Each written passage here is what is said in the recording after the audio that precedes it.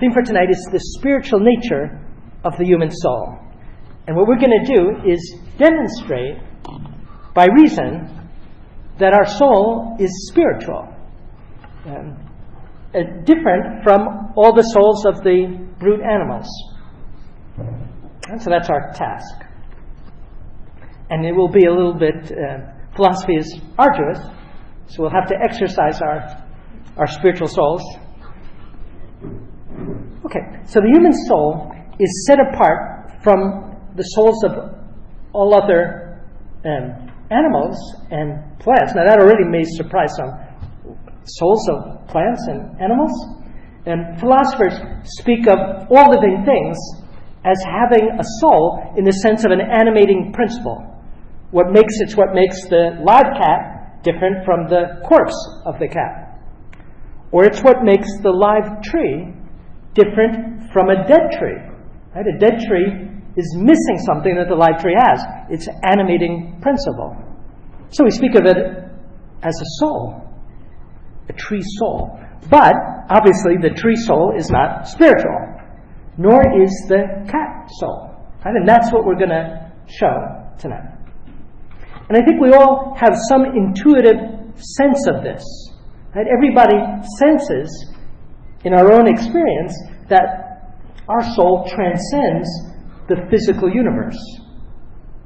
Right? We all know that deep down, even though maybe in philosophy class or sometimes in discussions we may deny it. But we know it deep down because we experience our own self-consciousness as spiritual. Right? But what do we mean by the word spiritual? Let's start there. We use it all the time, but I think if we had to define it, most people would be totally unable. Okay, so spiritual in philosophical terms means immaterial, transcending the physical material world. Right? That's spiritual.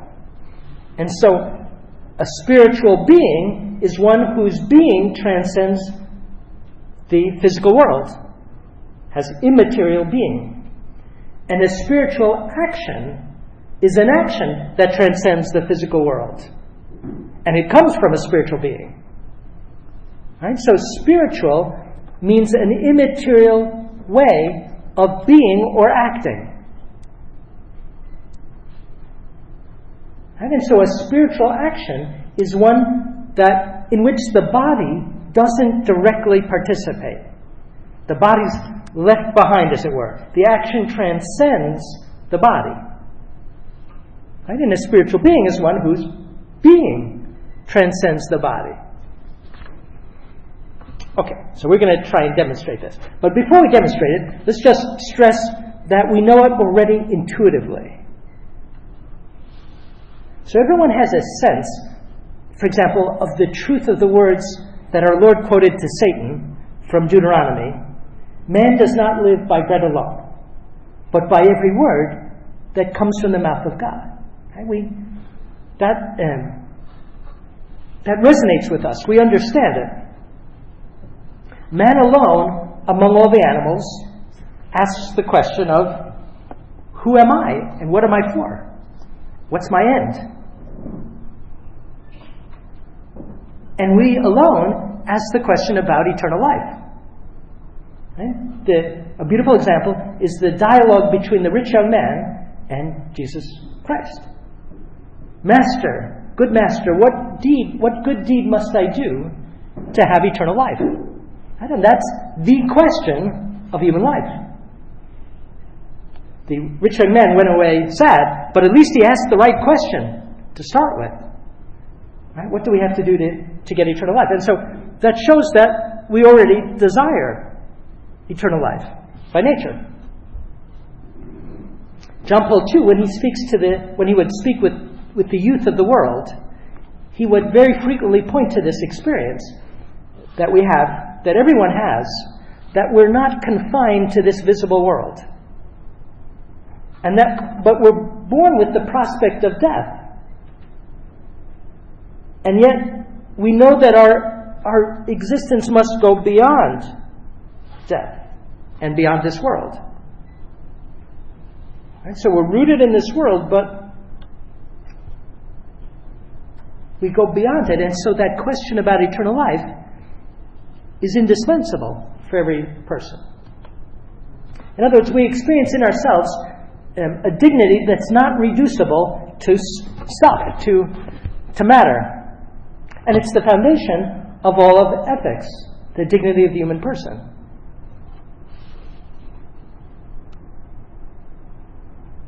Okay, now we understand that intuitively, but what we're going to try and do now is prove it. Prove it using reason. And so what we're going to try and do is show that we've got some action that we do every day, all the time, that transcends our body. Okay, and in fact, we've got two actions that transcend our body: knowing and willing or loving. Right, so our demonstration of the spiritual nature of the soul will start from those two experiences of knowing and loving. So let's start with our knowing. Our intellect, we saw a couple of weeks ago, transcends the condition of matter because our intellect grasps the natures of things. And with our intellect, we grasp not merely a particular pig with his particular color and spots and smell, but we understand pig, a universal. And that universal transcends any particular conditions of this pig or that pig, this precise color or that color, this smell or that smell. And so our intellect grasps the essences of things.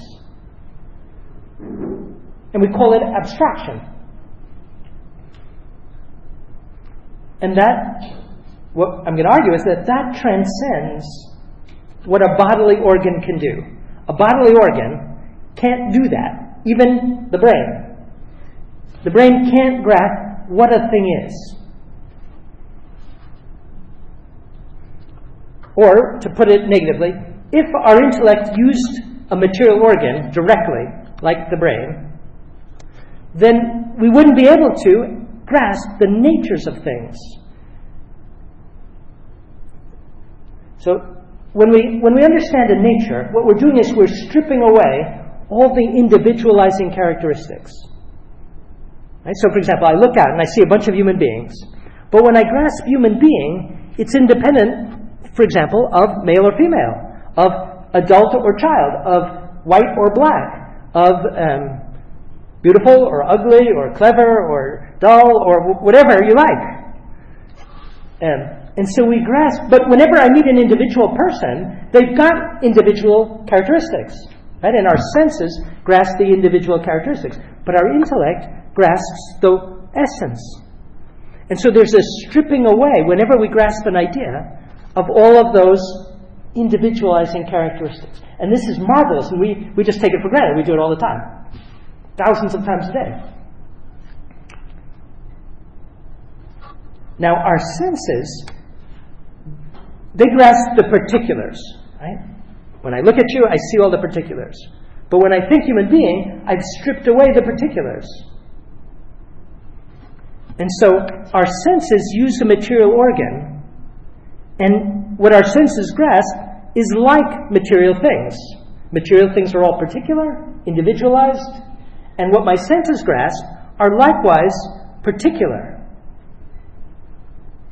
And so it makes sense that sense knowledge would use a material organ, because sense knowledge is on the same level as material things. Material things are individualized by matter. Sense knowledge is individualized. But intellectual knowledge isn't. There's a leap. There's it's a different level. For example, every material thing has dimension. And everything that we see has dimension. Everything that we imagine has dimension. But I can think something without dimension. Like an angel. And even when I think of pigs, I'm abstracting from small or big. A pig, whether it's a small pig or a big pig. And so our intellect grasps things in a different way than material things exist. Material things always exist individualized and in dimension, and our ideas abstract from particularity and dimension. Now there's a principle that philosophers use. Operation follows on being. And we use that, everyone I think understands that the way a thing is, that's how it will operate. Because we have human nature, we do human acts. But if we had pig nature, what would we do? We'd do pig acts.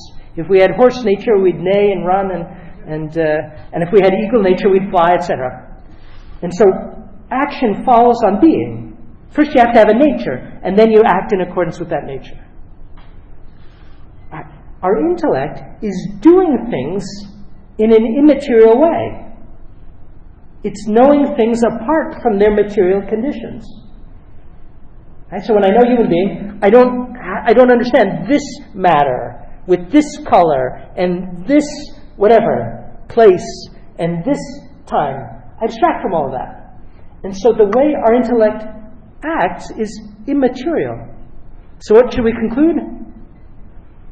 Its being must be immaterial. And just as a particular kind of action requires a certain kind of being. Because our intellect grasps universals. The universal man, the universal pig, the universal horse. But there aren't any universal horses out there. And why aren't there any universal horses out there? Because all the real horses have matter, and they're particularized by matter. The matter makes them here and not there. It makes them this size and not that size. It makes them this color and not that color. And so our senses grasp the particulars, but our intellect is above those particulars. And so it's reasonable to think that, not just reasonable, but necessary, that the being of the intellect is immaterial, because it knows in an immaterial way. Frank Sheed he was a lay theologian, the mid-20th century, and he has a number of great books that I recommend very highly. He has a book, Theology and Sanity, and another, Theology Made Simple, and Theology for Beginners. And in Theology for Beginners, he writes this. He says, oddly enough, the materialist thinks of us, Christians, as superstitious people who believe in a fantasy called spirit. Not just Christians, but also Jews as well. Now, everyone who holds the spiritual nature of the soul. So the materialist thinks of all of us as superstitious people who believe in a fantasy called the spirit. And he himself is the plain, blunt man who asserts that our ideas are produced by a bodily organ, the brain. And so what he's asserting is that matter, say the gray stuff in our brain, the gray matter, produces offspring, ideas, that don't have anything in common, not one single attribute in common with it. What could be more fantastic than that? Our brains are all individualized. They've got particular grooves and neurons, and they're all particular and they have dimension, and yet they want us to believe ideas that are universal, that can climb up to the highest level of being, to God, angels, justice, beauty. That's not reasonable. In fact, that's fantastic. We are the plain, blunt men, and we should insist on it. The believer is the plain, blunt man. Our ideas are not material. And we all know that. They have no resemblance, our ideas, to our body. Our imagination does. So that's the difficulty. When we think of an angel, we're actually doing two things. We're thinking of an angel, and we're accompanying it by an imagination of an angel. And our imagination of an angel does resemble a body. At least mine does, because I'm picturing an angel with wings and some kind of color, and singing maybe, some kind of sound. And so our imagination is like a body. And that makes sense, because the brain is the organ of the imagination. And so that gray matter is producing something that's like it. It's particularized in my imagination. But my idea of an angel transcends my imagination of it. Because my idea of an angel is that it doesn't have wings, and that it doesn't have any body, and that it's not in any place. And so my idea of an angel is higher than my imagination of an angel. Right? So our ideas have no shape, no size, no color, no weight, no space, our ideas. Neither has spirit, whose offspring they are. But it's not nothing, the spirit, because it produces something, right? The materialists want to say, well, that's spirit, that's just nothing. But how can nothing produce something so great as ideas? Right? We all know that we have the ideas. They've got a cause, our intellect. And those ideas that our intellect produces are immaterial. They transcend matter. Therefore, the intellect must also transcend matter in order to do that, in order to produce those, to conceive those ideas. All right? Or we could say it another way. Everything that's received is received according to the mode of the receiver. This is one of the great principles of Thomistic philosophy. Whenever we receive something, we receive it according to our own mode of being. And this is really important for, among other things, pastoral theology. Because when we want to pass on the faith to people, we have to know that, well, they're not going to receive it the way I've got it. They're going to receive it according to their mode of being. So, for example, if the person is holier than I am, they're going to receive it in a higher way. If the person is less spiritual, they're going to receive it according to their mode of being. And the same thing goes when we teach children and adults, etc. Everyone is going to receive what we teach according to their own mode of being. Okay. Our senses receive things in one way, and our intellect receives things in another way. Our senses receive things particularized. Right? I see you all particularized. But my intellect receives things immaterialized. Because my intellect grasps the idea of, say, human being, or even justice, without any matter, without any individualizing characteristic. So if everything is received according to the mode of the receiver, the senses receive in a way that's individual, particular, in accordance with matter, but the intellect receives stripping away all of that. What should we deduce? The reason why the intellect receives things as universals is because it's immaterial, whereas the senses receive things as particulars because our senses use physical organs that are also particular and individualized. All right, that's the first demonstration. I'm going to give you 5 because it's like St. Thomas, when he wants to demonstrate God's existence, he doesn't just give one way to show God exists. That would be good. But it's really important that God exists. And so it's better to know that God exists through 5 different ways than just one way. And it's really important to know that our soul is spiritual. And so we'll do 5 ways here too. Okay, another similar argument is that our will also desires universal goods. So let's look at the difference between a human will and an animal appetite. A cat likes cat food, but particular. It goes to the particular thing you've got there, or maybe that particular thing doesn't appeal to it. So their appetites are very particular. This and not that, etc. Always directed to a particular. But the human will desires universals. For example, happiness. Every human being desires happiness, and happiness is universal goodness. And that's why maybe we don't know what universal goodness consists in, but we all know that we want it. And we seek it perhaps in the worst places where it's not to be found. I don't know, money or pleasure or power, etc. But we all universally desire universal goodness. And it's impossible that that be a material organ. Right? I don't know, what would the organ of our will, our brain? Totally impossible that a bunch of neurons and gray cells would desire universal goodness.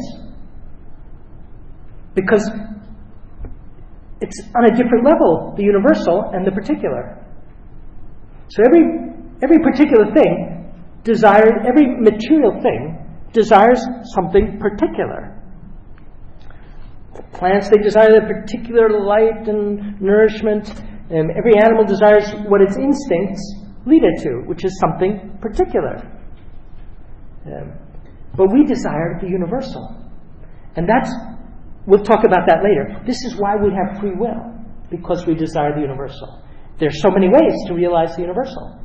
Right? An animal is seeking something particular, make a particular nest. And so it makes it always in the same way. And all the members of the species makes it in the same way. But we desire universals, like even house. And so we can make so many different kinds of houses, because they're all different ways of getting to a universal house. And how much more it's true about happiness. All the different ways we lead our lives to get to this universal happiness. And so it's impossible that the will, which desires universal goodness, is a material thing. You have to ponder these.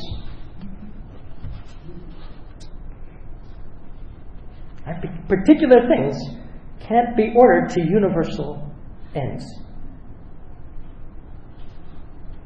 Okay, let's do a second demonstration here. When we know with our senses, we know particular accidental forms. For example, I look at you, I see different colors and sizes and so forth, and that's accidental to being a human being.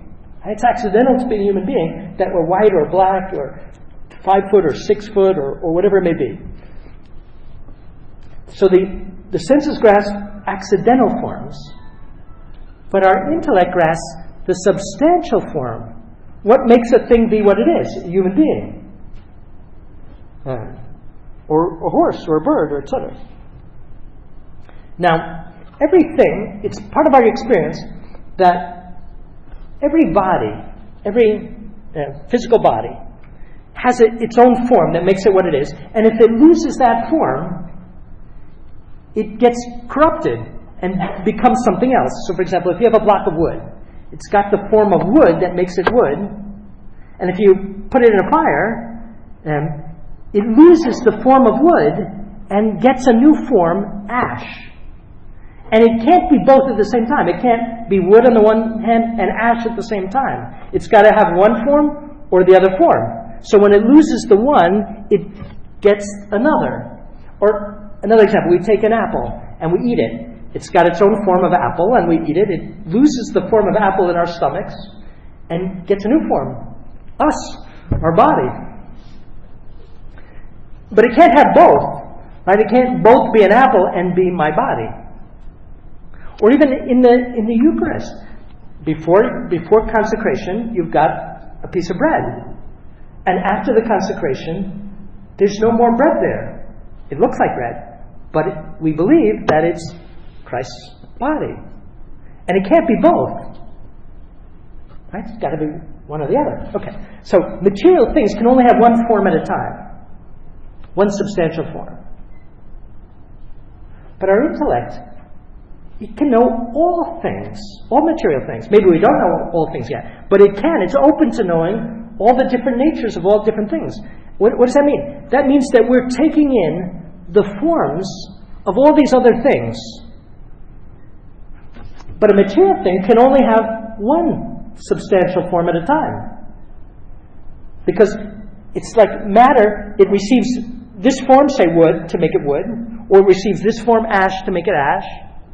But we can think wood, ash, turtle, zebra, and by thinking zebra, we don't become a zebra. We get the form of zebra without becoming one. Well, we take for granted. That's marvelous. That's amazing. That we can, by thinking, we take in the forms of all these things, and yet we're not becoming them. We're not losing our own form.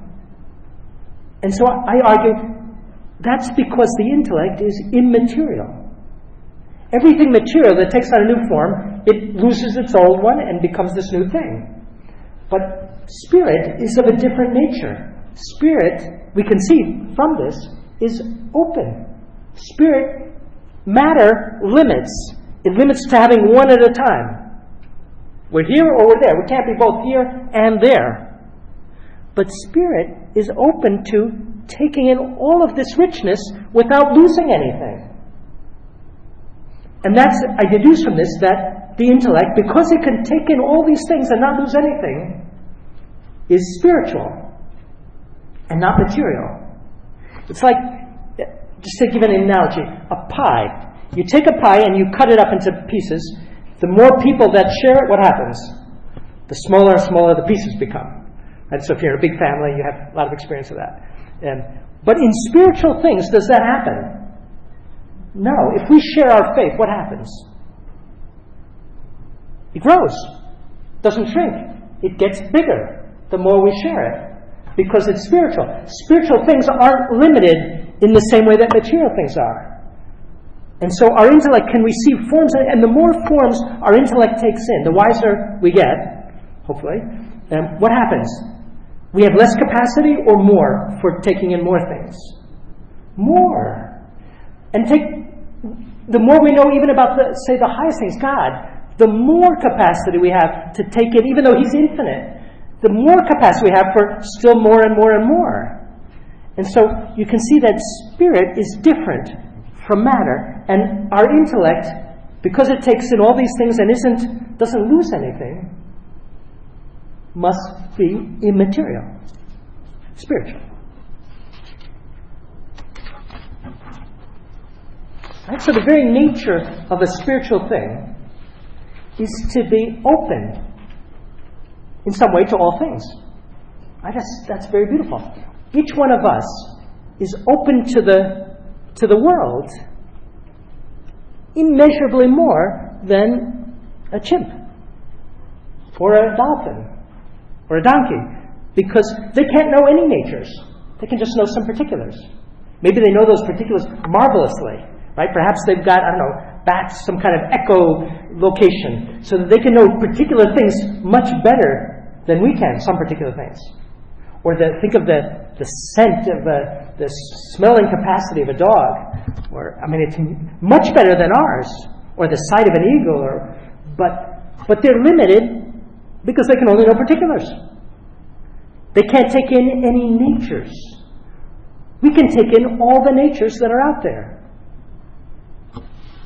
Right? We're so much more open, and that's because our intellect is spiritual. Right?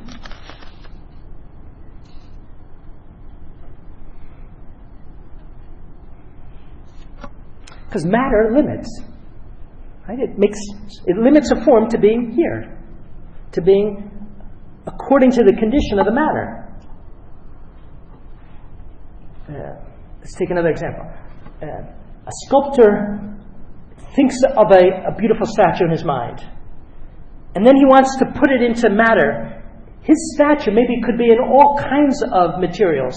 Michelangelo could put his David into marble, into bronze, into wood, into all these things. But then when he actually puts it into a piece of matter, what does he got to do? It's got to be this and not that. Matter limits. Right? The idea was open to all, but the matter limited it to being here. In this block, with its faults, with its whatever.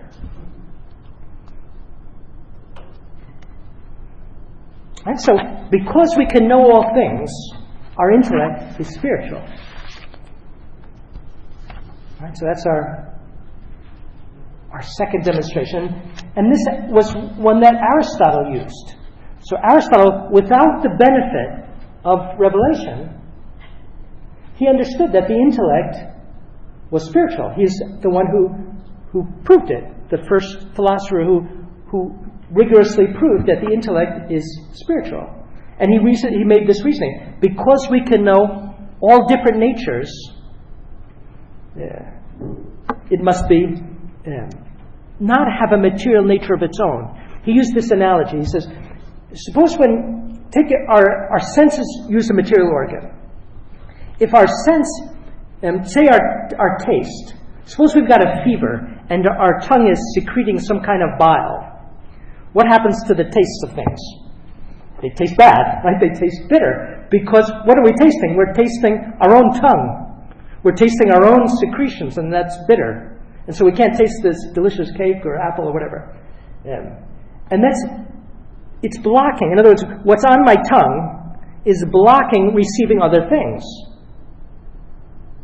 And a similar thing could happen to the eye. Suppose I'm wearing if I put dark glasses over, everything's going to look green, like in The Wizard of Oz.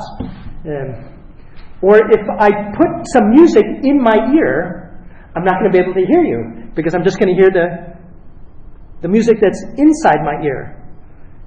It would block receiving any other sound. Well, suppose our intellect had a particular matter. Suppose our intellect were composed of gray matter neurons in our brain. That matter would block receiving other things. We wouldn't be able to receive all the things that we know, because we'd have our intellect would have its own matter and its own form if it were a material thing. And that would block it from receiving other things. But that's not what happens. Right? We know all things, not just gray matter.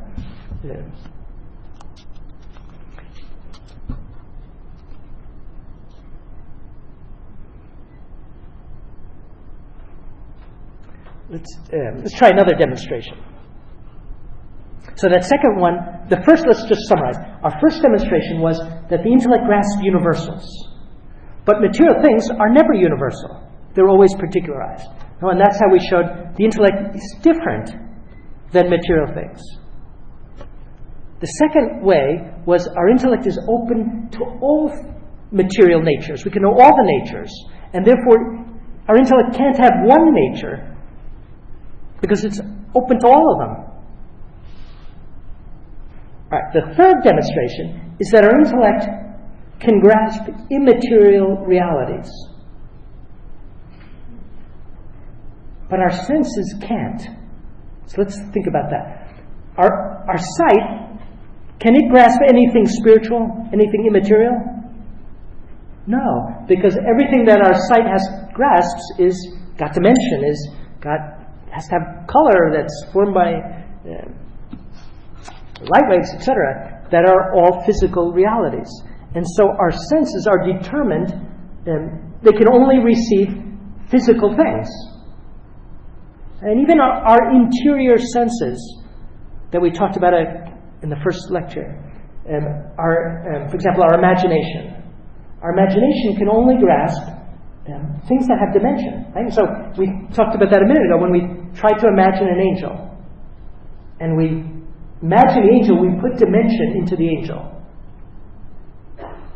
Even if we try to imagine God, we've got to put some figure, dimension. I know that God doesn't have dimension, but I've got to put some there in order to imagine it, because our imagination is limited to what has dimension. And why is that? It's because it has a material organ, which is the brain. But our intellect easily grasps the idea of immaterial things. For example, justice. Justice doesn't have a body. But everyone grasps the idea of justice, gives each one their due. But that's not material. Or the angels, or God, or even something like beauty. Much beauty is physical, but there's some beauty that's not physical. For example, the beauty of an act of self-sacrifice, of sacrificial love. The beauty there is not something physical. Like there was a physical action, but the beauty was something behind it that's not material.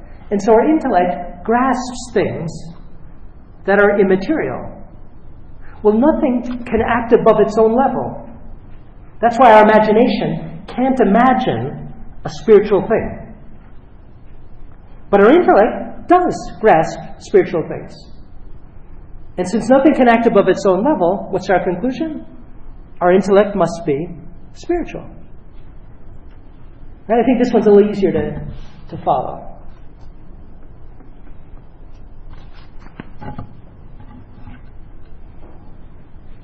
Right? So it's really based on the principle, the action of everything follows its way of being. So if there's an action that transcends dimension, transcends all bodies, transcends all matter, like grasping justice or grasping love, what does that has to be immaterial. And the same thing goes for the human will. The appetites of animals, if we think about it, do they ever seek something spiritual? An animal? It doesn't seem so, no. Their actions are always directed to particular things that are material goods, like their food, or their nest, or even migrating 2,000 miles, whatever, so as to lay their eggs in a particular place, or to... everything has a particular material goal in the animal, all the animal appetites. They seek particular material goods. Even the affection of their master, getting petted or scritched, or that's still something, a particular good that they're seeking. Whereas human beings, every human being seeks, we said, universal goodness. And seeks, everyone is here, God. Well, if our will can desire union with God, our will doesn't have a material organ. Right? No material organ is ever going to desire God. Because God transcends the physical world. And this is why whenever we find a paleontologist or an archaeologist, whenever we find human skeletons, right, that are clearly human and not some primate, we'll always find evidence of religion. There will always be some burial, some signs that show religious worship. Wherever there's human bones, there's evidence of worship. Because man is by nature religious. But that shows that we've got a spiritual soul. No animal will ever make a temple. Right? No animal will ever make some kind of burial monument. Because they're stuck in their knowledge is sense knowledge, and it's only directed to sensible things. But our knowledge transcends, and therefore it can't have a material organ directly.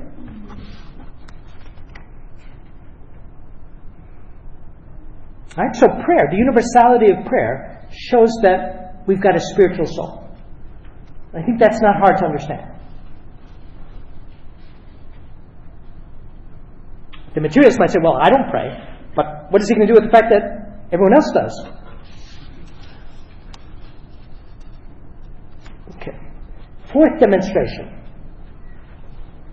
We all know by experience that our intellect and will reflect on themselves, so that when we know, like right here, right now we're trying to know this, and we know that we're trying to know it, we know that we either are knowing it or not yet understanding it. And so whenever we know something or don't know, we know that we know or know that we don't know. And we know that we know that we know, etc. And we can keep on going. And that's what makes up consciousness, right? That's what we mean by consciousness. That it's as if our life is transparent to us. Our knowing is known. And that's unique to a spiritual being. And the same thing, by the way, goes with the will. The will also is reflexive, because when we love someone, for example, our spouse or God, we love to love them. And when we desire to desire, etc. We can desire to love. And we can actually, the same thing could go of opposite things, like hate. We can we could hate to hate, etc. And so our will is reflexive in that way, loving to love, etc. But that's not true of any of our senses. Our sight can't see seeing, right?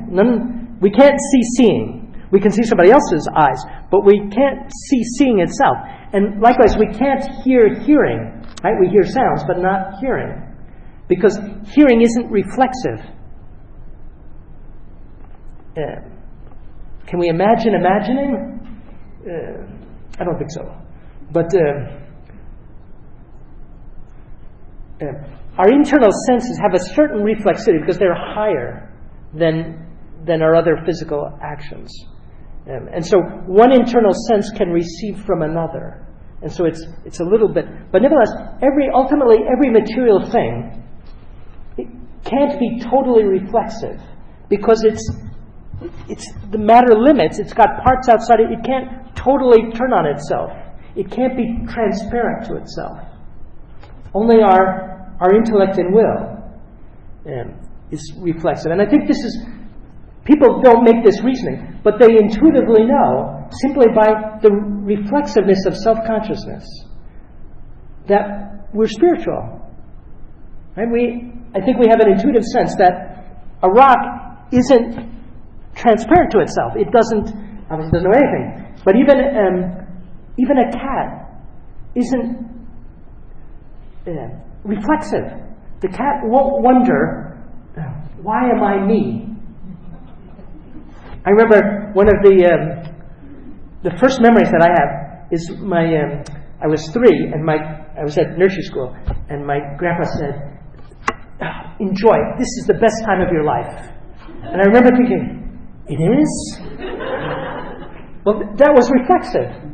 I mean, it was the first reflexive act probably I ever did, thinking, is this... and we all have that experience of asking, why am I me? But that's proper to a human being, right? That's a spiritual soul that can reflect on itself and ask about itself, ask about our own identity. And this is why even everyone does this, and sometimes we can't give an answer. That's perhaps one of the most tragic things in human life. I ask, who am I? And I find confusion. And that causes deep suffering. But it still shows the reflexiveness, because I'm asking about myself.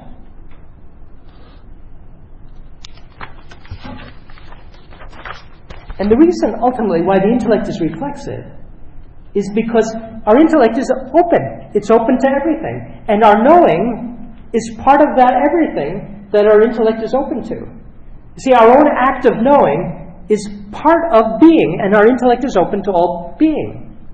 So our own acts are part of what our intellect understands, and that's how we have self-consciousness. And likewise with the will, our will is open to all goodness, and our own acts, say, of loving, are part of that goodness, and so we can love to love. Okay, one last demonstration, and that's free will. We all have we'll talk more about this later. We'll have a whole lecture on free will. But all of us, for here, it's just enough to say that all of us know that we make free choices all day long. Right? You're here. We didn't have to be here. We chose to come here. And we chose to eat what we ate, etc., etc. And so we're conscious of making free choices all day long. And those free choices aren't determined. Maybe they're influenced by our environment. Maybe strongly influenced, but not determined by it.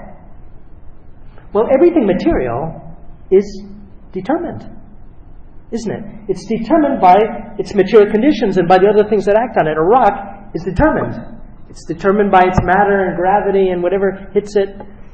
But if our wills aren't determined, but free, they must be spiritual. Right? Because everything material is ultimately determined by other material things that act on it. And our will escapes that determinism. And now somebody might deny that and say, no, our wills are just determined.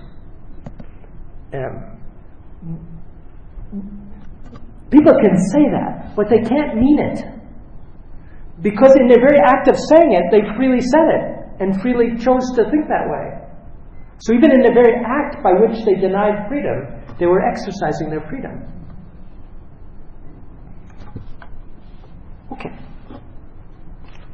One last.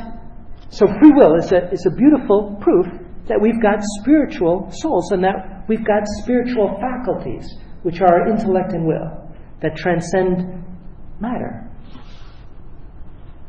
Right? Ultimately, our brain would be determined by whatever, but our spirit is not. Our will is not. And therefore, our will isn't the same as our brain. Okay, one interesting sign of the spiritual nature of our soul and our intellect comes from the fact that our senses have limits. Our senses all function within a certain limit. We see a certain range of colors and not anything more or less. A certain range of intensity and nothing more or less. So if it's too faint, we don't see it. If it's too bright, it burns our eyes, like looking at the sun. And so there's a certain range.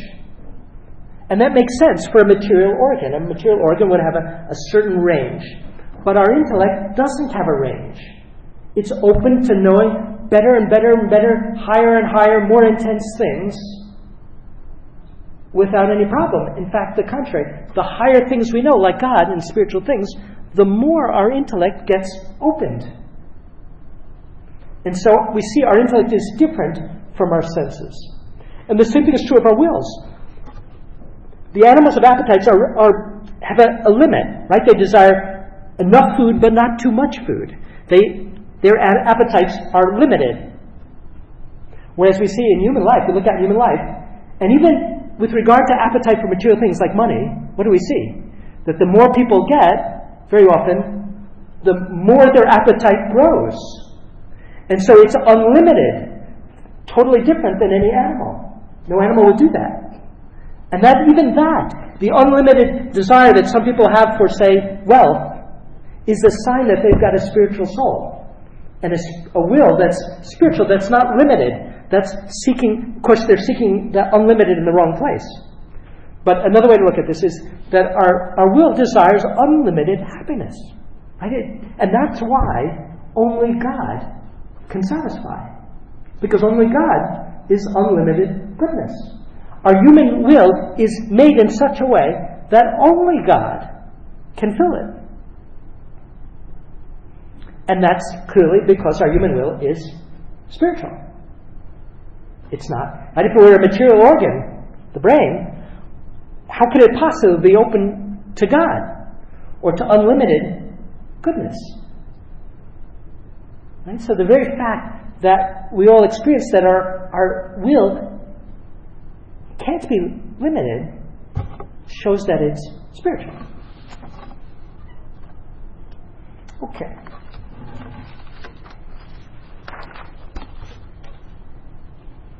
Now let's just apply. So what we've seen up to now is that our intellect and our will are spiritual faculties. And that means that the brain isn't not directly, the organ of our intellect and will. We use our brain when we think, because we can't think without using our imagination. Right? So whenever we think, our imagination is working, and that's happening in our brain, and that's why if someone does some kind of scan of our brain when we're thinking, they'll see all kinds of activity in our brain because we're imagining at the same time that we're thinking. We're remembering, which is also an activity of our brain. We're associating particular sense experience, which is an activity of our brain. But our intellect is above it all. It's the intellect that grasps, say, justice. And that's above the brain. Right? But whenever we imagine justice, whenever we think about justice, we're still imagining something. And that's why our brain is accompanying our intellect. And the same thing goes for our will. Our brain will be accompanying the acts of our will, even though our will is above our brain. Is the world physicist grounded? Is the activity of the brain and the intellect? Sure, just like anything else. Whenever we think, we're going to be doing at one and the same time an intellectual operation that's without the brain, and an imagination that's with the brain.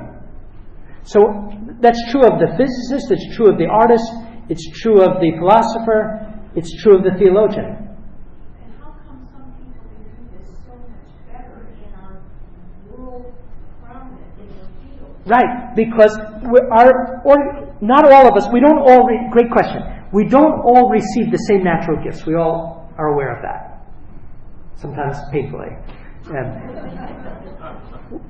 God doesn't distribute His gifts equally. He distributes them with variety. And that's for a beautiful reason. That's for the sake of complementarity. Right? That we all complement each other because we all have different gifts. And nobody's got them all. And so some people have certain organs better suited for certain activities. So for example, the 300-pound muscular person is better suited for playing football, etc., than I am. But it could also be that the brain, if someone has a capacity, say, for memory, that's more, or of imagination or of association, that uses the organ of our brain, better developed than someone else, like, say, for example, I don't know, St. Thomas Aquinas or Aristotle, that natural gift will be an aid for them to reason, to think. Because whenever we think, we're using our imagination, our memory, and our association, all of which uses the brain, even though the thinking is above it. And see, our bodies are all different. Our intellects perhaps aren't so different. They're immaterial. In other words, what limits us is our bodies. And each one has a different body with different organs better developed or less developed. And so the fact that one is more intelligent than another does come from our brain. Because that's the organ by which we imagine and associate and remember. And whenever we think, we have to use that. But that doesn't mean that we should get discouraged if we don't have such a good imagination or memory, because in higher things like theology, that is not the most important gift. A much more important gift, say for doing theology, is faith and charity and the theological virtues. And so this is a beautiful lesson. In the natural order, we're limited much more by our natural gifts than we are in the supernatural order. In the supernatural order, we're not limited because it's purely spiritual. And we've all got it. Although some will have more than others, and that's because they have more charity than others. But we're all open to it. And so in the natural order, we're limited by our natural gifts. And there's only so far we can go to overcome, being 5 foot and wanting to play basketball. But in the spiritual order, no one can say, I'm unfit to be a saint. Because in spiritual gifts, we're not limited in the same way. Maybe we can talk more about this in the question and answers. Right, so the key point here is that the brain is distinct from the intellect. But our intellect has to use the brain when it does its work. And so this is the principal objection that people make against what we're saying. Right? The materials, what is he going to say to this? He's going to say, well, if somebody gets brain damage, they can't think anymore. They can't reason. Therefore, the brain is the organ of thinking. Right? People make that reasoning all the time. And it is true that when someone's brain damaged, they're not going to be able to reason, except by a miracle, which God could do, but doesn't usually do. And so, how should we answer that? St. Thomas takes up this objection because it's not a new objection. Right? It's not something really that modern science has brought for the first time. People knew it way back when, because everybody knew that when you get hit in the head, very often that could result in the inability to think. And so St. Thomas simply explains that our sense knowledge is the point of departure of all of our thinking. It provides the raw material for abstraction. Because when we know intellectually, what we're doing is we're abstracting from our sense knowledge, and especially from our internal senses, our imagination, our memory. That's where we abstract from. And so if something's wrong with our organ of our internal senses, our memory, associations, and imagination, if that's not functioning right, the point of departure for thinking has been blocked, as it were, or rendered ill-disposed. And so that's the first reason. Our thinking always starts with sense knowledge, and especially our internal senses that use the organ of the brain. And secondly, even after we've abstracted our ideas, we still can't think a pure idea without at the same time imagining something to accompany it. Right? So, for example, if you're doing mathematics and you're thinking about, I don't know, a theorem or something, the imagination is always trying to imagine it. And we have to do that. And the same thing happens when we do theology. When we talk about God, we have to imagine somehow. And this is, of course, it's a cause of a lot of mistakes that we make when we rely too much on our imagination. But because of that, if our brain's damaged, we can't think, because we can't form the imaginations to accompany it well. And that's true in this life, because in this life, our intellect always needs the functioning of our internal senses, our brain. But after this life, no. Right? And we'll talk more about that next week. Right? So it's like, let's take an analogy. Our eye requires light in order to see, right? So my eye might be working perfectly, but if I go into a black room where there's no light, I won't see anything, even though my eye is fine. Well, it's the same with the intellect. My intellect may be fine, but if it's not receiving its raw material because my brain's damaged, that's the same as a perfectly good eye in a black room. Right? So somebody whose brain is damaged, that's what it's like. It's like they've got a perfectly good intellect, like a perfectly good eye, but in a black room. Because the eye requires something exterior, light, in order to see. The light isn't part of the eye, but the eye needs the light in order to see things. The brain isn't part of the intellect, but the intellect needs the brain. It's like, because it's the starting point from which we abstract our ideas. Okay? So that's why brain damage makes it hard to think or impossible to reason. Okay, another common objection people make is, what about artificial intelligence? It seems like our computers, even though they're purely material, nobody would say that they're spiritual, it seems like they know all kinds of things. Right, so how should we answer that? The fact is, our computers don't know anything. All they do is give us signs by which we know things. It's like a clock. Nobody would say that a clock knows what time it is, right? It's not the clock that knows what time it is. The clock simply tells me what time it is. Well, the computer is like a fancy clock in that way. It tells us all kinds of things, but it doesn't know anything more than the clock knows about time. Right? So if I write my paper about the spiritual nature of the soul on my computer, the computer can put that back on the screen and say all kinds of things about the spiritual nature of the soul.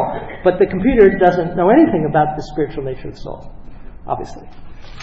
So the artificial intelligence isn't really knowing anything. It's helping us to know. Right? The computer doesn't know any universal.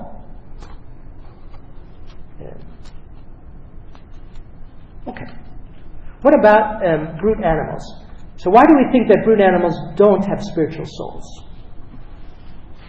And it's because they don't show any evidence of grasping universals.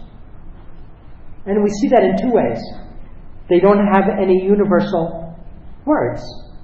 Right? They don't communicate universals. They grunt, they screech, they sing, whatever. But those are all very particular things, right? The dog barks, it's about something very particular. somebody's come into the house that's not their master, an intruder. And so they're barking about that particular, or they're communicating some particular emotion that they have.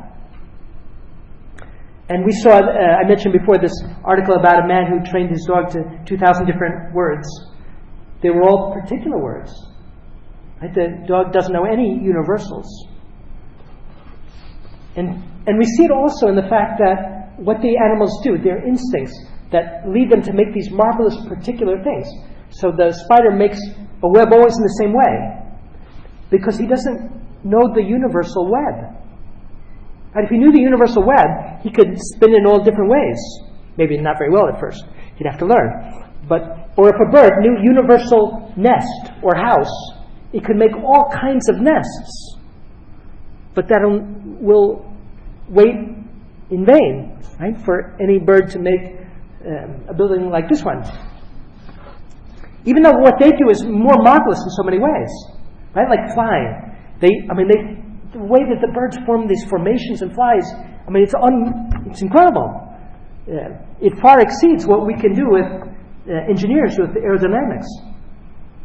But they always do it the same way, because they don't understand engineering, obviously. And probably it's a good thing, because if they did try and do it that way, they would probably fall.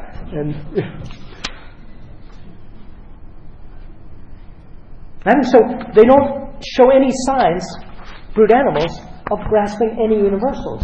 And so what do we think? That they don't have spiritual faculties, intellect and will. They just have particular faculties, their sense knowledge, and sense appetite. Right? And so our conclusion is that since we've got spiritual faculties, we must have spiritual being, because operation follows on being. If we can do spiritual things, what's our conclusion? We are spiritual. Even the materialist is spiritual in that sense. Right? We usually use the word spiritual to mean a person who likes doing spiritual things. But every human being is spiritual in this sense that we're talking about. Every human being has a spiritual soul, whether they like it or not, whether they affirm it or deny it. Right? It's part of human nature. It's the glory of human nature. It's the source of all human dignity. Okay, so let's take a break here, and then after the break we'll do questions and answers.